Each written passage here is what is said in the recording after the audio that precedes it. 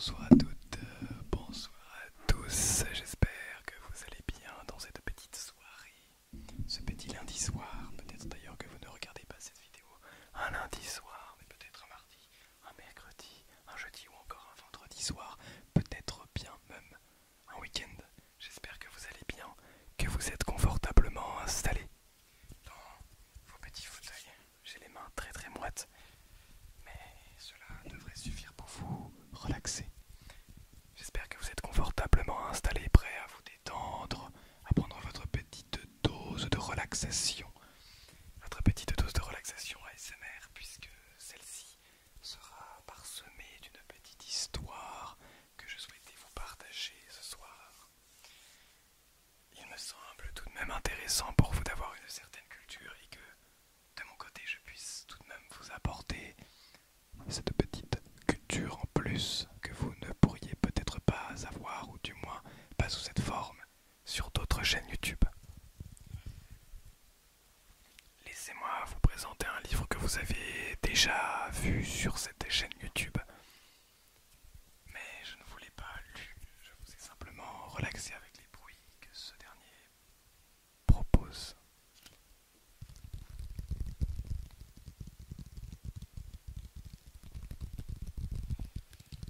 Voici l'histoire de Roland Garros, à travers un petit livre de poche.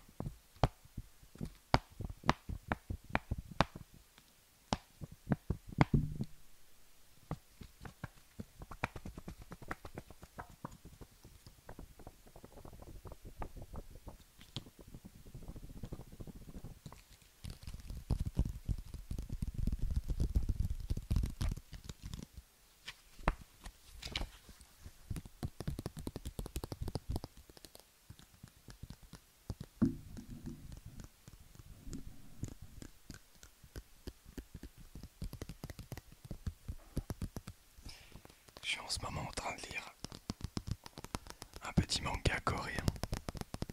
Je ne sais même plus exactement quel est le nom qu'on donne au manga coréen. Tiens d'ailleurs, attendez.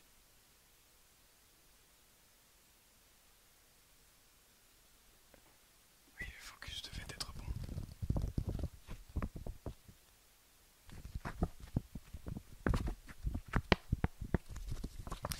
Je ne sais même plus le nom qu'on donne au manga coréen, mais je sais que c'est véritablement très très cool. C'est quand même un livre que j'adore. Alors je le lis en scan parce que parce que c'est parce que je ne les ai pas. Tout simplement, je ne sais même pas à quelle forme ça a, mais ça reste quand même très très très très très très très très très très cool. Alors on va ouvrir ce petit livre.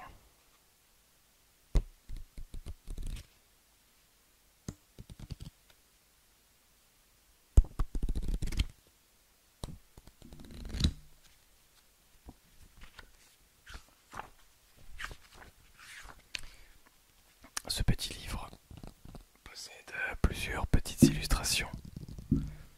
Illustrations que je souhaitais vous faire part et histoires que je souhaitais vous lire pour vous détendre et vous permettre d'apprendre des choses. Nous allons commencer tout de suite sur l'histoire de notre cher ami Roland Garros, qui, de son nom, en a découlé un championnat de tennis. Normalement, vous devez connaître Roland Garros comme étant un championnat sur terre battue, se réalisant sur Paris tous les ans, qui est donc l'une des 4 compétitions du Grand Chelem, avec Wimbledon, l'Open d'Australie et l'US Open. Roland Garros donc. Alors, j'ai hésité un petit peu à faire cette vidéo avant qu'on commence le livre. Je voulais vous expliquer, j'ai un petit peu hésité. Je pensais à première vue que ça allait être, peut-être ça allait faire un petit peu penser à une lecture pour petits. Et du coup peut-être vous sentiriez un petit peu petit. Hein, mais en même temps ça reste agréable hein, d'écouter une histoire. Je veux dire, qu'on ait 5 ans ou qu'on ait 35 ans. Voilà, donc laissez-moi vous lire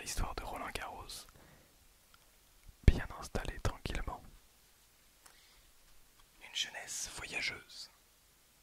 Roland Garros naît le 6 octobre 1888 à Saint-Denis, capitale de l'île de la Réunion. Située dans l'océan Indien, elle est connue pour ses volcans et ses plages. Dès ses 4 ans, Roland quitte l'île pour l'Extrême-Orient, où son père ouvre un cabinet d'avocat. Il y reste jusqu'en 1900, date à laquelle il se rend en France pour poursuivre sa scolarité. Il part donc tout seul, tu t'en rends compte? C'est ce qui est écrit. Entre 1888 et 1909 donc, il va vivre sa jeunesse et se retrouver finalement en France pour faire ses études. Et donc, son premier avion, puisque vous allez le voir, Roland Garros était avant tout un aviateur. Son premier avion, la Demoiselle. Roland réussit très bien ses études, mais c'est aussi un grand sportif.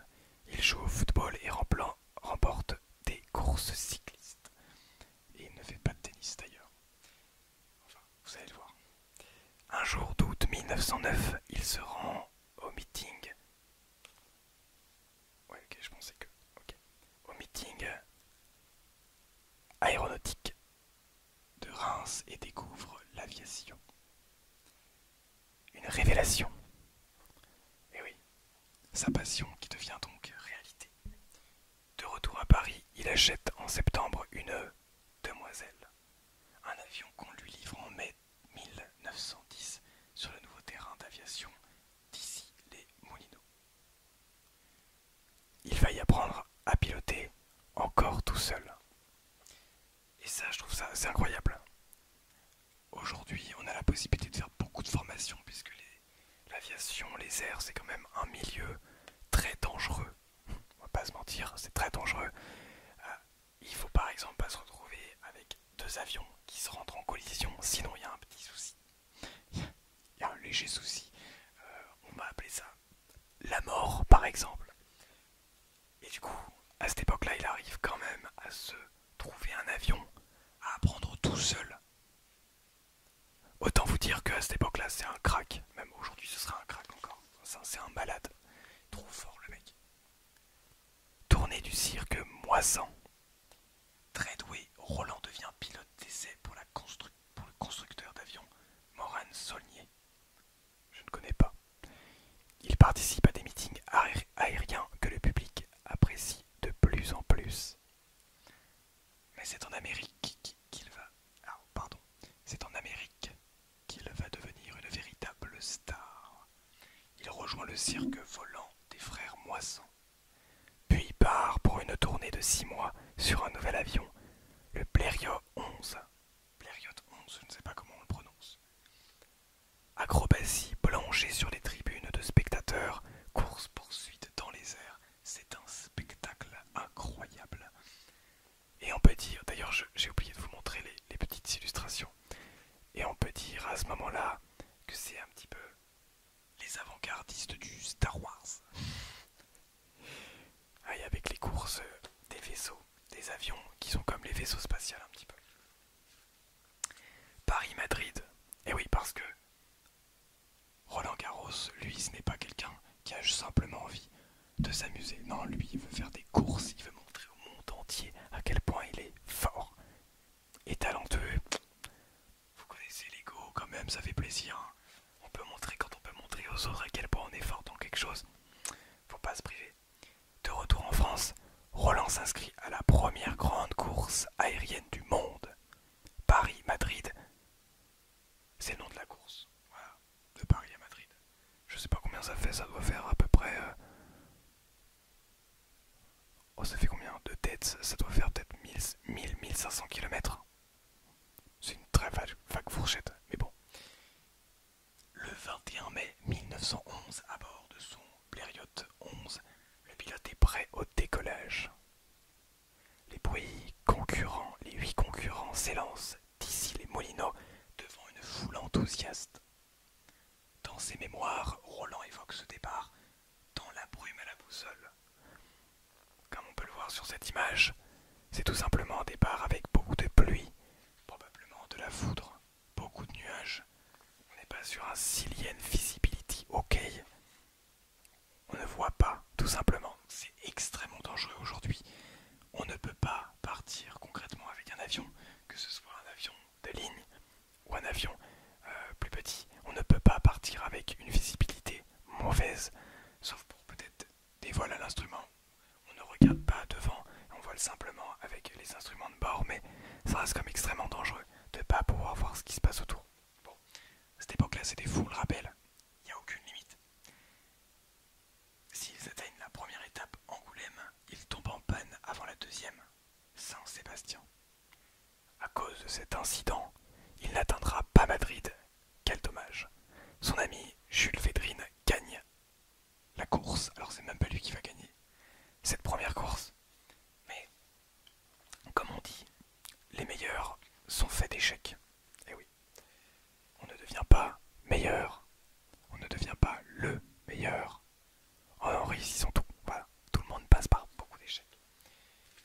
Traversée de la Méditerranée. Un petit grade au-dessus, quoique. Là au moins il n'y a pas de vague possible.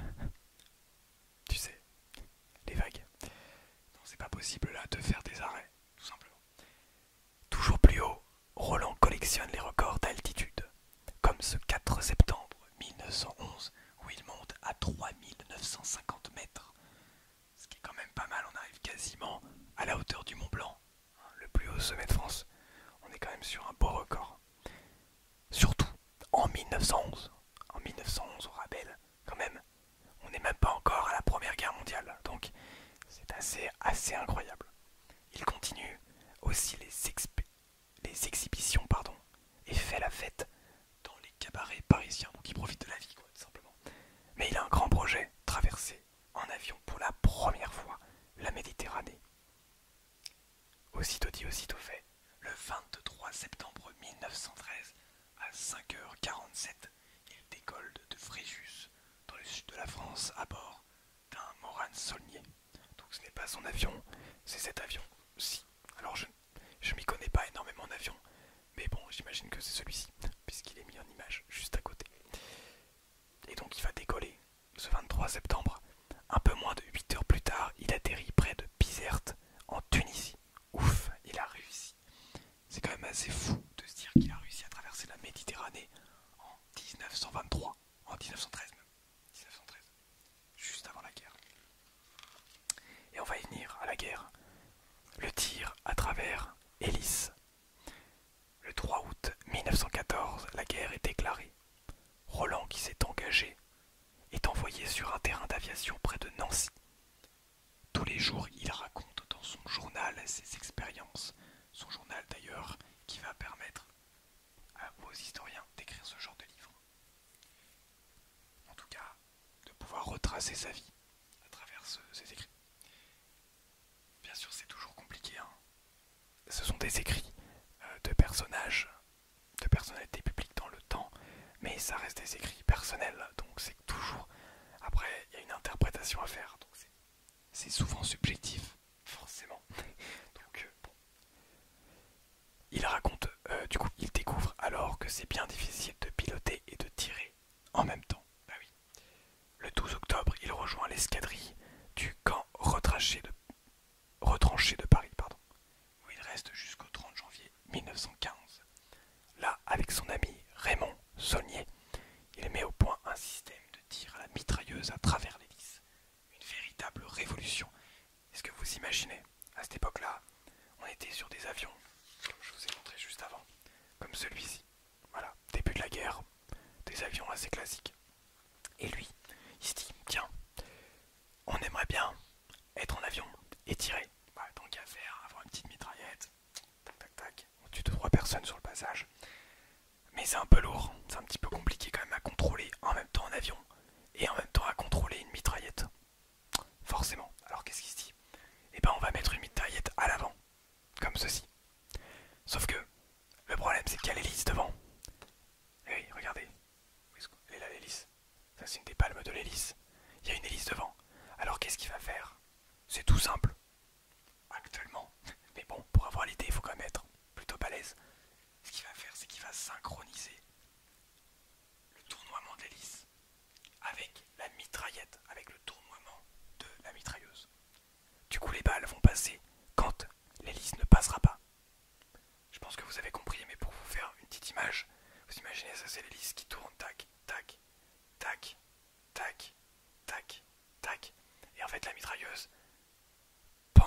tirer là. Bon, on va tirer là. Enfin bref, en gros, la mitrailleuse va simplement tirer dès qu'il n'y a pas de palme devant. Donc c'est assez ingénieux.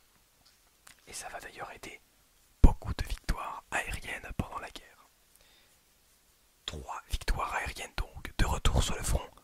Roland abat son premier avion allemand le 1er avril. Et ceci n'est pas un poisson d'avril d'ailleurs.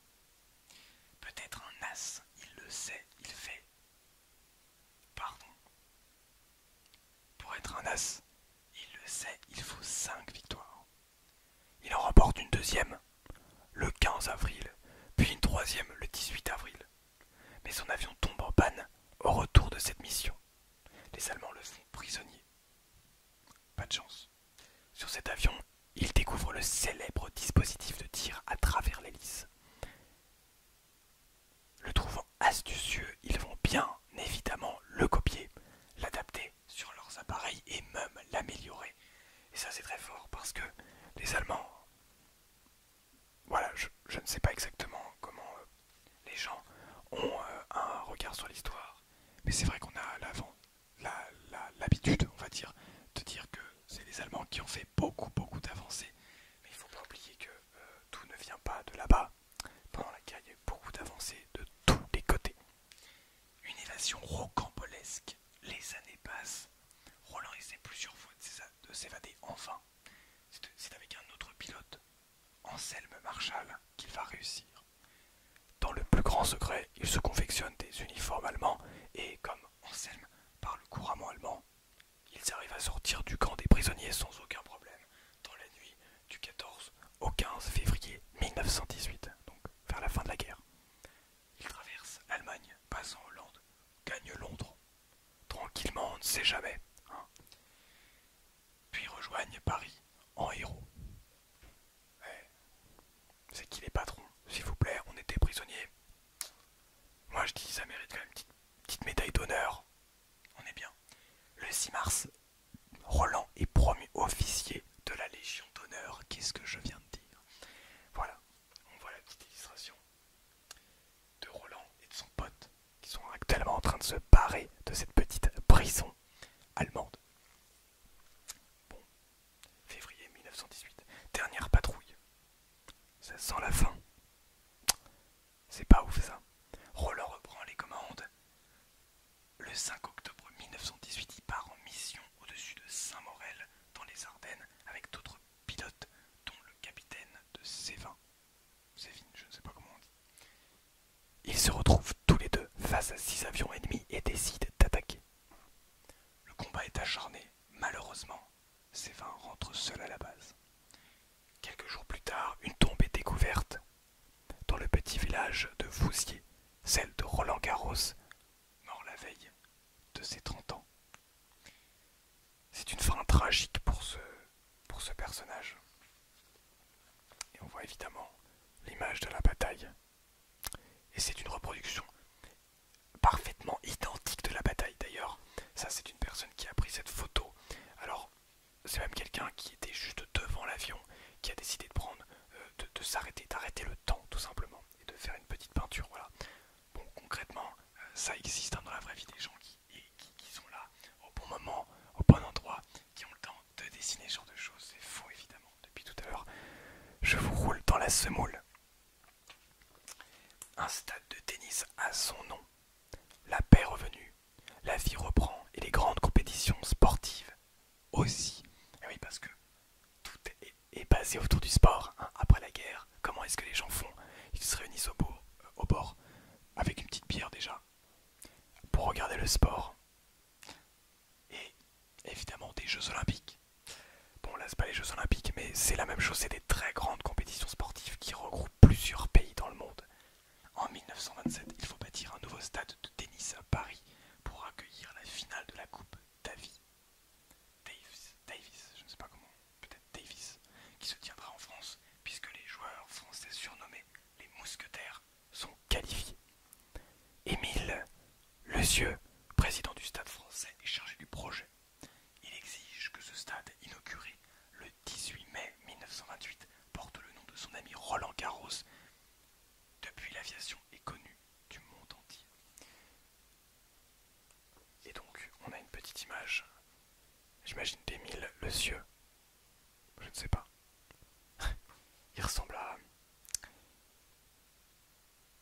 ressemble à Gaël, mon fils. Il a la même coupe de cheveux. Voilà, c'est ainsi que va s'achever cette petite vidéo. C'est cette petite histoire. J'espère que ça vous a plu. J'espère que vous avez pu apprendre beaucoup de choses. N'hésitez pas à me faire part de votre ressenti, de ce que vous avez apprécié, de ce que vous avez moins apprécié durant cette petite vidéo. N'hésitez pas à me poser le petit pouce bleu et à vous abonner également si vous êtes nouveau ou nouvelle sur cette petite chaîne YouTube. Objectif des 1000 abonnés, hein. D'ici peut-être fin 2021, ce serait l'objectif, un petit peu l'objectif sur le court terme. N'hésitez pas à poser le pouce bleu, je crois que j'ai dit. Je vous souhaite une